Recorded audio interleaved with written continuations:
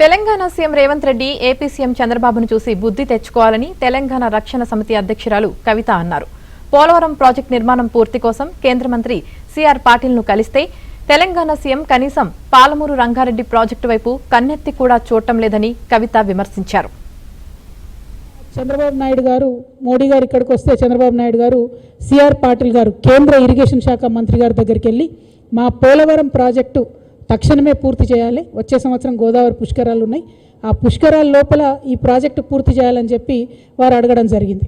నేను మన ముఖ్యమంత్రి గారిని అడుగుతా ఉన్నా, మీ గురువు గారిని చూసినా దయచేసి బుద్ధి తెచ్చుకోండి.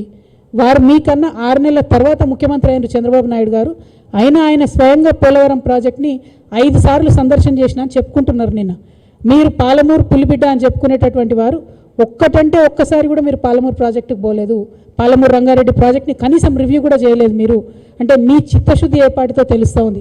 వాళ్ళేమో ఆంధ్ర పక్కన గోదావరి నుంచి కృష్ణానది దాకా నీళ్లు తీసుకుపోవడానికి గోదావరి బనకచెర్ల లింక్ ప్రాజెక్ట్ అని చెప్పి పోలవరం బనకచెర్ల లింక్ ప్రాజెక్ట్ అని వాళ్ళు ప్రతిపాదన చేస్తున్నారు.